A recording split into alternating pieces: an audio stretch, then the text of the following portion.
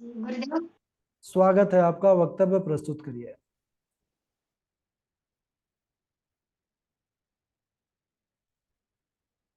ध्यान मूलं गुरुमूर्ति, पूजा मूलं गुरुं पदं, मंत्रमूलं गुरुवाक्यं, मोक्षमूलं गुरु कृपा। श्री राधा कृष्णाभ्यां नमः। श्रीमते रामानुजाय नमः। लंबोदरं परम सुंदरमेकदन्तं, पीताम्बरं त्रिनयनं परमं पवित्रम्, उद्यद्दिवाकर निभोज्वलकान्तिकान्तं, विघ्नेश्वरं सकल विघ्नहरं नमामि। नारायणं नमस्कृत्य नरं चैव नरोत्तमं, देवीं सरस्वतीं व्यासं ततो जयमुदीरये। वंशी विभूषितकरा नवनीरदाभात्, पीताम्बरादरुणबिम्बफलाधरोष्ठात्, पूर्णेन्दुसुन्दर मुखादरविन्दुनेत्रात्, कृष्णात् परं किमपि तत्त्वमहं न जाने। भक्त भक्ति भगवंत गुरु चतुर नाम बपुए, इनके पद वंदन किए नाशत विघ्न अनेक। गुरु भागवत भगवान की जय। श्री वृंदावन बिहारी लाल की जय। श्री राधा रानी सरकार की जय। श्री सद्गुरुदेव भगवान की जय। अनंत कोटि ब्रह्मांड नायक, अचिंत्य कल्याण गुण गण निधान, सर्वेश्वर सर्वाधिपति, अकारण करुणा वरुणालय, अकारण करुणाकारक, सकल जन कल्य शाप हारक, परात्पर पर ब्रह्म, अनंत कोटि कंदर्प दर्प, दलन पटियान निर्गुण निराकार, सगुण साकार, जगदैक बंधु, करुणैक सिंधु, सच्चिदानंद परमात्मा,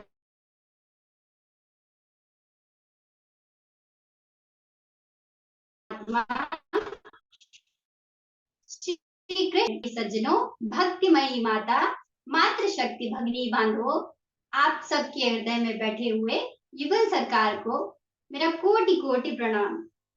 सिया राम मैं सब जग जानी, करहूं प्रणाम जोर जुग पानी। जय जय श्री राधे, जय जय श्री राधे, जय जय श्री राधे। आइए हम भागवत जी के प्रसंग में प्रवेश करते हैं। आज का हमारा प्रसंग है, सुखदेव भगवान श्री परीक्षित जी से कहते हैं कि परीक्षित जी, एक बार देवऋषि नारद सोचने लगे कि भगवान श्री कृष्ण के 16,108 रानियां हैं, वे उनके साथ कैसे रहते होंगे। तब वे उन्हें देखने के लिए द्वारिका प्रस्थान करते हैं। जब वो द्वारिका पहुंचते हैं तो सर्वप्रथम वो रुक्मणी मैया के महल में प्रवेश करते हैं। रुक्मणी माता जब नारद जी को देखती हैं तो वो उनका पूजन करती हैं और उन्हें भोजन कराती हैं। भगवान कृष्ण भी वहां पर उपस्थित हैं। उसके उपरांत नारद जी वहां से सत्यभामा जी के यहाँ पहुंचते हैं। जब नारद जी सत्यभामा जी के महल में प्रवेश करते हैं तो उन्होंने वहां देखा कि भगवान कृष्ण और माता सत्यभामा उद्धव जी के साथ चौसर खेल रहे हैं। उसके बाद देवऋषि नारद जामवती जी के महल में गए। जामवती जी के महल में उन्होंने देखा कि भगवान श्री कृष्ण और जामवती जी अपने बालकों के सेवा में लगे हुए हैं।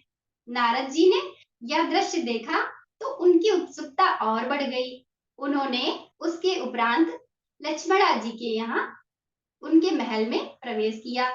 जब लक्ष्मणा जी के महल में उन्होंने प्रवेश किया तो वो क्या देखते हैं कि भगवान श्री कृष्ण अपनी पत्नी के साथ हवन पूजन आदि कर रहे हैं। भक्तजनों, इसके उपरांत वो सत्या के महल में जाते हैं। तब क्या देखते हैं वहां पर कि वो सत्या जी के साथ ब्राह्मणों को दान दे रहे हैं, दक्षिणा दे रहे हैं। इसके उपरांत नारद जी कालिंदी जी के महल में जाते हैं। कालिंदी जी जमुना जी एक ही हैं, बस नाम अलग है। तो वो कालिंदी मैया के यहाँ जाते हैं। वहां पर भी वो क्या देखते हैं कि भगवान श्री कृष्ण संध्या कर रहे हैं। ये लीला देख करके अलग अलग कार्य करते हुए उन्होंने भगवान श्री कृष्ण को पाया। देव ऋषि नारद ने भगवान श्री कृष्ण की माया को प्रणाम किया और वहां से चले आए। इसके उपरांत उन्होंने सुखदेव भगवान ने परीक्षित जी को भगवान की दिनचर्या नित्य क्रिया के बारे में वर्णन किया है। भगवान श्री कृष्ण प्रातः काल ब्रह्म मुहूर्त में उठते हैं, शीतल निर्मल जल से स्नान करते हैं, संध्या वंदन करते हैं, गायत्री आदि का जाप करते हैं, देवता और पितरों को तर्पण करते हैं, घर में जो भी वृद्ध हैं उन्हें प्रणाम करते हैं, ब्राह्मणों से आशीर्वाद लेते हैं, गायों का दान करते हैं, फिर अपनी उस सुधर्मा सभा में प्रवेश करते हैं। भक्तजनों, एक दिन भगवान श्री कृष्ण अपनी सुधर्मा सभा पर विद्यमान थे। उस समय मगध के राजाओं की ओर से एक दूत आया। उसने भगवान को प्रणाम किया और कहा, जरासंध के सामने जिस भी राजा ने सर नहीं झुकाया, जरासंध ने उन सभी राजाओं को जेल में डाल दिया है। इस वक्त उसकी जेल में 20,000 राजा कैद हैं। सभी बड़े कष्ट में हैं। आप उनकी मुक्ति के लिए कुछ उपाय कीजिए।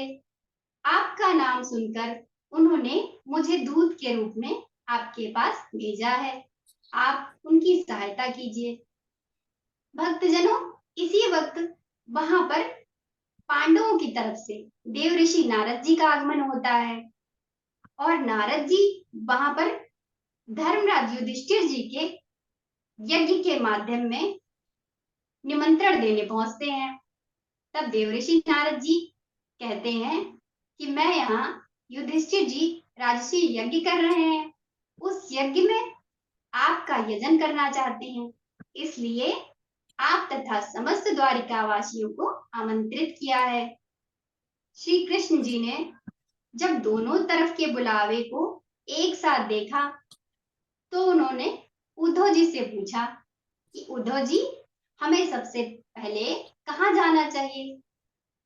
उद्धव जी कहते हैं कि प्रभु, हमें सबसे पहले राजसी यज्ञ में जाना चाहिए, क्योंकि राजसी यज्ञ वही करता है जो समस्त राजाओं को जीत लेता है।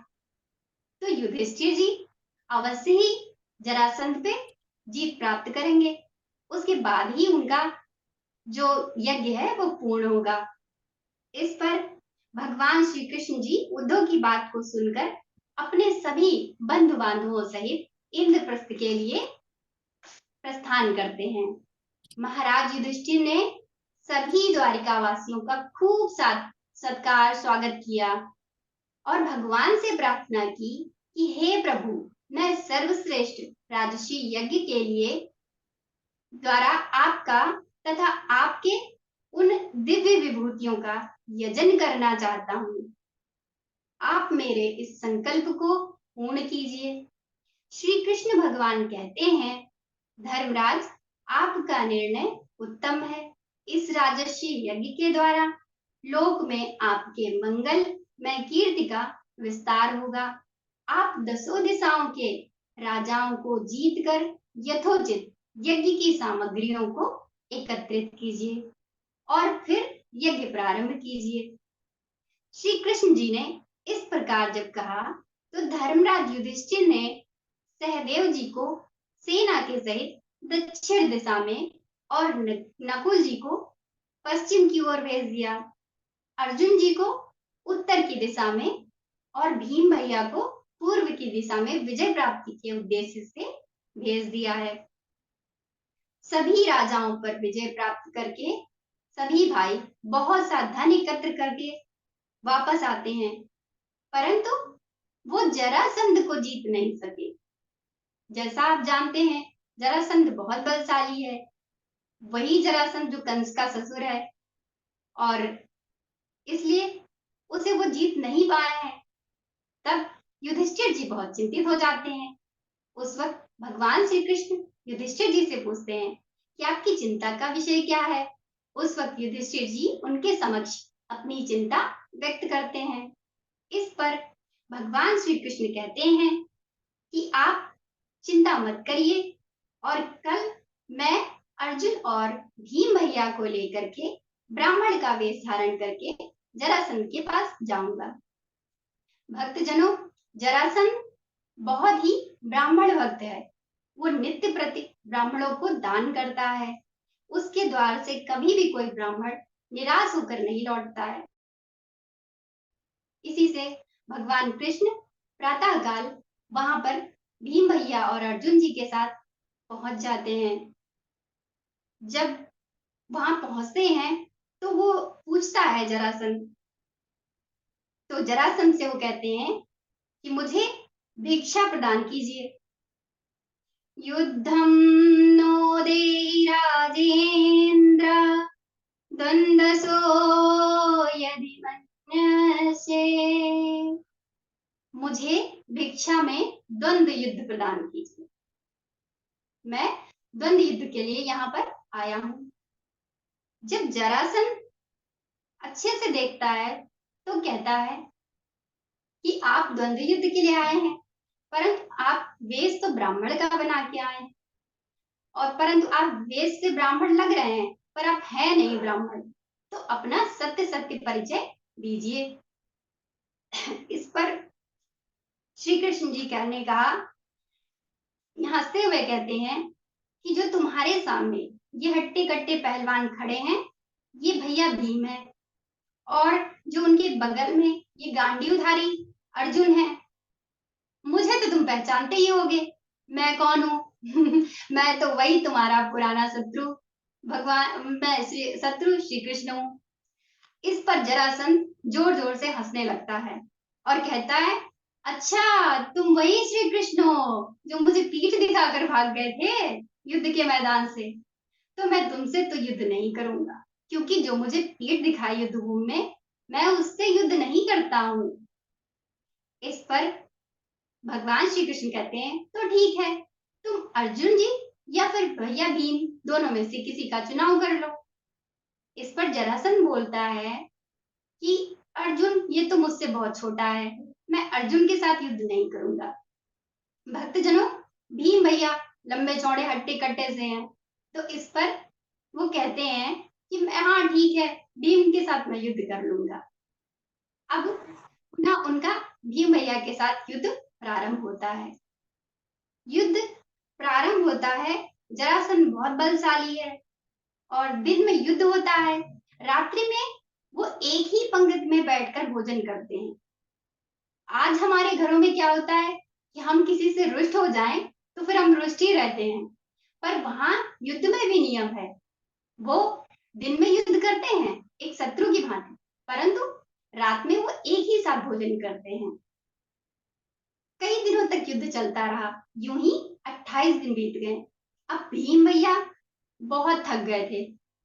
28वें दिन भीम भैया हाथ जोड़कर भगवान श्री कृष्ण के पास पहुंच गए और प्रभु से कहने लगे कि प्रभु, अब मैं युद्ध करने में असमर्थ हूँ, मैं युद्ध नहीं कर सकता हूँ। श्री कृष्ण भगवान ने उनको कुछ सांत्वना प्रदान की। भीम भैया के शरीर में बहुत पीड़ा थी। इस पर भगवान श्री कृष्ण ने अपने वात्सल्यमयी हाथ रखा और जिससे उनके शरीर की सारी पीड़ा क्षण भर में दूर हो गई। उसके उपरांत वो अगले दिन पुनः युद्ध के लिए तैयार हो गए। जैसे ही युद्ध शुरू हुआ, जरासंध और भीम भैया दोनों गदा लेकर भिड़ गए। जरासंध ने ऐसी गदा का प्रहार किया कि भीम भैया की गदा हाथ से छूट गई। जरासंध ने भीम भैया को उठाकर पृथ्वी पर पटक दिया। अब भीमसेन जी ने भगवान कृष्ण की ओर देखा। जब उन्होंने भगवान श्री कृष्ण की ओर देखा तो भगवान श्री कृष्ण ने उन्हें एक युक्ति सुझाई। हमारे जीवन में भी जब भी कोई परेशानी हो तो हमें सर्वप्रथम अपने गोविंद की तरफ, अपने वृंदावन बिहारी लाल की तरफ देखना चाहिए। परंतु भक्तजनों, हमारी स्थिति ये है कि जब भी हमारे जीवन में कोई विपत्ति होती है तो हम इधर उधर देखते हैं, मदद मांगते हैं, पर अपने गोविंद को नहीं पुकारते हैं। पर भीम भैया ने वो गलती नहीं की। भीम भैया ने गोविंद की तरफ देखा।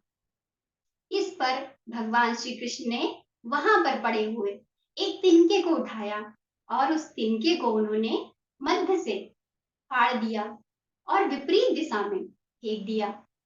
इससे भीम भैया को समझ में आ गया कि जरासंध का मध्य भाग कमजोर है और उन्होंने जरासंध का मध्य भाग कमजोर जानकर जरासंध को बीच से फाड़कर इधर उधर फेंक दिया। उसके उपरांत वहां पर उनकी विजय हो गई। विजय के बाद उन्होंने जितने राजा बंदी थे उन सभी को कैद से मुक्त कर दिया और जरासंध के पुत्र को, जिसका नाम सहदेव है, उसे वहां का राजा बना दिया। इस पर सभी राजाओं ने मिलकर भगवान श्री कृष्ण की स्तुति की है। कृष्णाय वासुदेवाय हरये परमात्मने प्रणताक्लेशनाशाय गोविन्दाय नमो नमः। आपको प्रणाम करने वालों के दुखों का नाश करने वाले श्री कृष्ण वसुदेव हरि परमात्मा गोविंद वृंदावन बिहारी लाल को हम प्रणाम करते हैं। श्री कृष्ण ने सभी राजाओं को आशीर्वाद दिया और भीमसेन तथा अर्जुन को लेकर हस्तिनापुर पुनः लौट गए। धर्मराज युधिष्ठिर के यज्ञ में श्री वेद व्यास जी, भरद्वाज मुनि, सुमंतु जी, गौतम ऋषि, वशिष्ठ जी, च्यवन जी, कंठव जी, मैत्रेय आदि अनेक ऋषि उपस्थित हैं तथा द्रोणाचार्य जी, भीष्म पितामह जी, कृपाचार्य जी, धृतराष्ट्र जी और विदुर जी आदि वयोवृद्ध भी पधारे हुए हैं। धर्मराज युधिष्ठिर ने सभी का खूब स्वागत सत्कार किया है। इन सभी विभूतियों को देखकर सभी सभासद विचार करने लगे कि यज्ञ में अग्र पूजा किसकी होगी। भक्तजनों, उस वक्त जरासंध का जो पुत्र है सहदेव, वो भी वहां पर उपस्थित था। तो जरासंध का पुत्र सहदेव कहता है कि जहां पर यदुवंश शिरोमणि श्री कृष्ण विद्यमान हो, वहां श्री कृष्ण को छोड़कर और किसकी अग्र पूजा हो सकती है? दूसरा कौन इसका अधिकारी होगा? सभी ने सहदेव की बात का अनुमोदन किया। अब वहां पर शिशुपाल उपस्थित है। अब ये शिशुपाल कौन है? शिशुपाल भगवान श्री कृष्ण की बुआ का पुत्र है और जब ये पैदा हुआ था, इसके जन्म के समय, तो भगवान श्री कृष्ण जब वहां पर उपस्थित थे तो उन्होंने अपनी बुआ से कहा था कि बुआ, आपका पुत्र, इसकी मृत्यु मेरे हाथ से ही लिखी हुई है। इस पर बुआ को बड़ा आश्चर्य हुआ। तो बुआ ने पूछा कि ऐसा क्यों पुत्र? तब भगवान श्री कृष्ण कहते हैं कि ये सदैव मेरे विपरीत रहेगा और इस वजह से ये मेरा सदैव अपमान करेगा। तब बुआ कहती हैं कि हे श्री कृष्ण, तुम भाई होने के नाते इसके 100 अपराध क्षमा कर देना, क्योंकि उनको लगता है कि मेरा पुत्र अगर गलती करेगा भी तो 1-2 करेगा, अब 100 गलतियां कौन करता है? इस पर भगवान श्री कृष्ण ने उन्हें आश्वासन दिया था कि ठीक है बुआ, मैं शिशुपाल की 100 गलतियों पर उसे क्षमा कर दूंगा। आज शिशुपाल क्रोधित हो जाता है ये सुनकर कि अग्र पूजा भगवान श्री कृष्ण की होगी। वो कहता है कि यहाँ पर इतने सारे लोग उपस्थित हैं और इनमें से बड़े बड़े तपस्वी, विद्वान, व्रतधारी, बुद्धिमान सभी लोग उपस्थित हैं, इतने सारे ऋषि मुनि विद्यमान हैं, तो फिर यहाँ पर इस कुल कलंकी ग्वाले की अग्र पूजा क्यों हो रही है? अच्छा, होता क्या है कि जब हम किसी के विपरीत होते हैं तो हमें उसकी बुराइयां ही नजर आती हैं, वो स्वयं भगवान ही क्यों ना हो। उसने ऐसा बोला कि इनका ना तो कोई वर्ण है, ना ही इनकी जाति और कुल का पता है। ये लौकिक मर्यादाओं का उल्लंघन करके समुद्र के बीच किला बनाकर रहते हैं और वहां से आने जाने वालों को, राहगीरों को लूटते हैं। अब श्री कृष्ण जी ने शिशुपाल की 100 गलतियों तक प्रतीक्षा की, परंतु जब उसके 100 अपराध पूर्ण हो गए और उसने 101वां अपराध किया, भगवान श्री कृष्ण को अपशब्द बोला, तब भगवान श्री कृष्ण ने सुदर्शन चक्र का आवाहन किया है। और सुदर्शन चक्र का आह्वान किया है, उस वक्त शिशुपाल का सिर धड़ से अलग हो गया है। शिशुपाल के धड़ से सिर अलग होने पर उसके शरीर से दिव्य ज्योति प्रकाशित हुई है और वो दिव्य ज्योति भगवान श्री कृष्ण के चरणों में समा गई है। अच्छा, ये शिशुपाल कौन है? ये वही जय और विजय में से है एक, जिन्हें ऋषियों ने श्राप दिया था। इस बार वो द्वापर में शिशुपाल और दंतवक्र के रूप में आए हुए हैं। परीक्षित जी को सुखदेव महाराज कहते हैं कि इसके बाद यज्ञ प्रारंभ हुआ तो भीम भैया को रसोइये का काम दिया गया। अब भीम भैया को रसोइये का काम क्यों दिया गया? क्योंकि भाई भोजन तो वही खिला सकता है जो स्वयं खाता हो। जो स्वयं एक रोटी खाता है वो दूसरे को तो 8 रोटी खाते देख के परेशान हो जाएगा, पर भीम भैया तो स्वयं इतना ही खाते थे कि उन्हें तो आश्चर्य होता ही नहीं था। उन्हें तो लगता था कि आपने बहुत थोड़ा ही खाया। इस पर भीम भैया को रसोइये का काम दिया गया और दुर्योधन को कोषाध्यक्ष बना दिया गया, दान देने वाला। क्यों? क्योंकि एक तो दुर्योधन के हाथ में ऐसी रेखा थी कि वो जितना धन खर्च करेगा उतना ही बढ़ता जाएगा।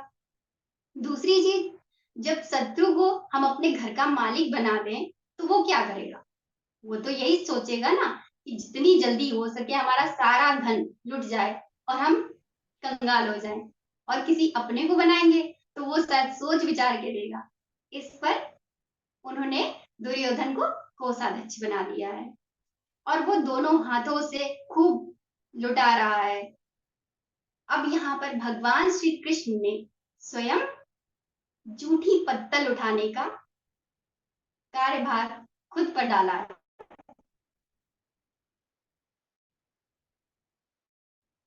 आज हम कचरा फैला के चले आते हैं, वहां हम कुछ फेंकते वक्त सोचते नहीं है, तीर्थ में भी हम गंदगी करके चले आते हैं, पर यहाँ हमारे वृंदावन बिहारी हमको सिखा रहे हैं कि कैसे सेवा भाव होना चाहिए, सेवा कैसे की जाती है।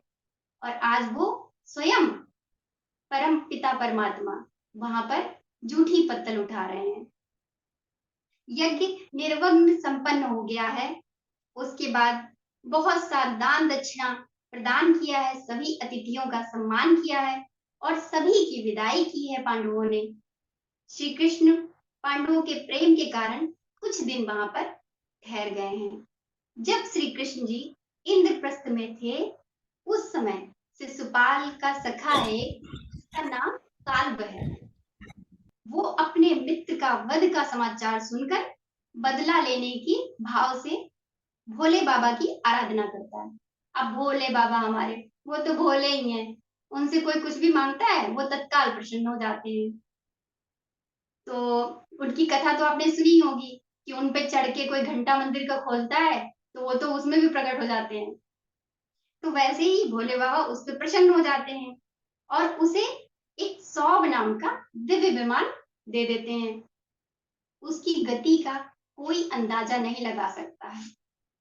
विमान में बैठकर साल्व द्वारिका पहुंच जाता है और द्वारिका को नष्ट करने लगता है, द्वारिका वासियों को पीड़ित करने लगता है। अच्छा, इधर हस्तिनापुर में भयंकर अपशगुन हो रहे हैं और जिससे श्री कृष्ण भगवान को वो अपशगुन दिखाई दे रहे हैं। तो उन्होंने पांडवों से आज्ञा ली और कहा कि अब मुझे द्वारिका के लिए प्रस्थान करना चाहिए। यहाँ बलराम जी को द्वारिका की रक्षा के लिए नियुक्त कर स्वयं युद्ध के लिए साल्व से भगवान श्री कृष्ण अपने सारथी के साथ शक्ति नामक अस्त्र लेकर पहुंचते हैं और उस अस्त्र को चलाते हैं। श्री कृष्ण ने उसके सभी अस्त्रों को नष्ट कर दिया और गदा का प्रहार करके उसके दिव्य विमान को चूर चूर कर दिया। भक्तजनों, साल्व क्रोधित होकर वो गदा हाथ में लेकर भगवान श्री कृष्ण को मारने के लिए दौड़ा। भगवान ने अपना सुदर्शन चक्र स्मरण किया और साल्व का सर धड़ से अलग कर दिया। बोलो वृंदावन बिहारी लाल की जय। साल्व की मृत्यु के पश्चात उसका मित्र दंतवक्र युद्ध करने आया। दंतवक्र शिशुपाल, जय और विजय वही है। इस बात को आप स्मरण रखिएगा कि ये कोई और नहीं, भगवान के द्वारपाल ही थे।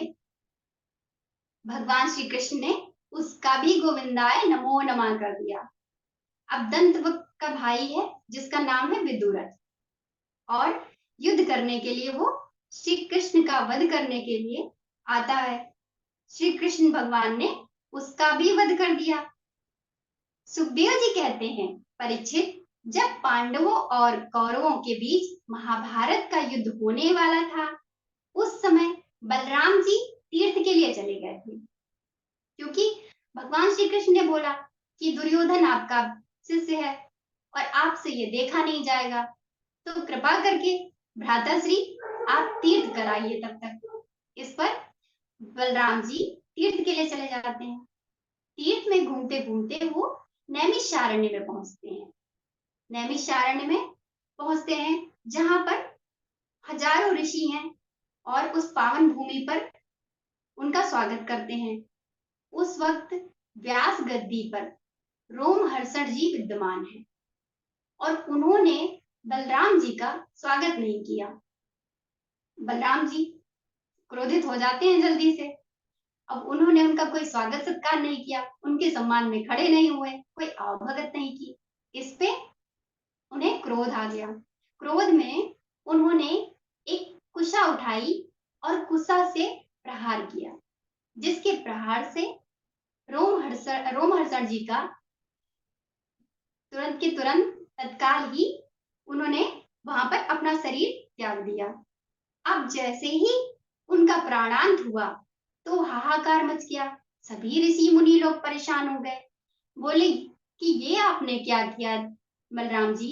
अब हमें सुंदर सुंदर प्रभु की लीलाएं कथाएं कौन सुनाएगा, कौन उनका गान करेगा? इस पर बलराम जी कहते हैं, ऋषि मुनियों को आश्वासन देते हैं और कहते हैं, आत्मार्थे जायते पुत्र।